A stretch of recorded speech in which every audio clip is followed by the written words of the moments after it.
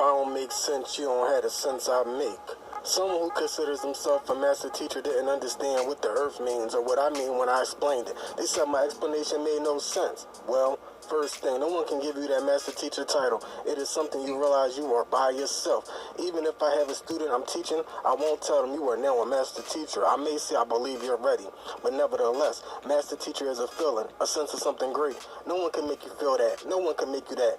They only can make you gain the confidence to be able to tell them and others, I am now master teacher such and such. Okay, but moving on. Next, there will never, can never, and has never been a time when I said something that made no sense. Everything is sense, and sense is perception. So if what I say makes no sense, then you don't have the sense that I do to perceive how I do, or should I say the aspects of the senses to allow you to perceive what I can. Or if you do have all that I said you don't, then you are just operating off hate, and it's blocking your clarity, which does happen. But what does this mean?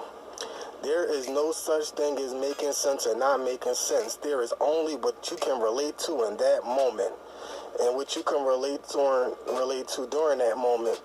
And that moment means it's not set in stone. This allows growth, which could be going forward, but growth can also be going backwards. This happens when everything you thought was right or true and what you built your whole foundation of thoughts around becomes exposed, and then everything you thought was a lie or incorrect that you stayed far away from but had already knew about, because of course there is nothing new under the sun, becomes revealed as really real. Then you become to grow backwards, which isn't always a bad thing.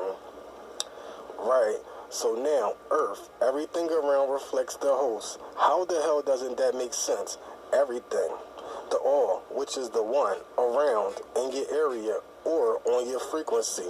But even what is not on your area, or not in your area, or on your frequency, but showing themselves in your presence, whether it be physical or energy exchange.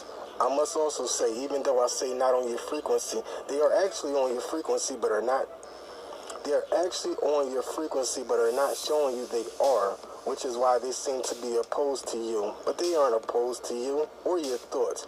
They can't be, because they have the same thoughts, but they are opposed to the way you express them. Reflex. When a person looks at themselves, they see what their environment has built them to be, but their subconscious doesn't recognize that person in the mirror. It sees a person playing dress-up, a person playing life, aka not really living. We are too clean, too domesticated, and too far away from our natural instincts. The last two letters are T and H, so the host. So when a person is on live on their channel, and even though they are a part of the interaction, reading comments and replying to what they choose to, and ignoring what they decide to, and making their choice of topic whatever they feel like it, even able to block people, time out people, or delete their comments, basically shut them up. So even though it seems that they are a part of the interaction, they are actually the whole interaction. They are the host. I am the host, and you are the host. MTV, checking in and checking out. Gone.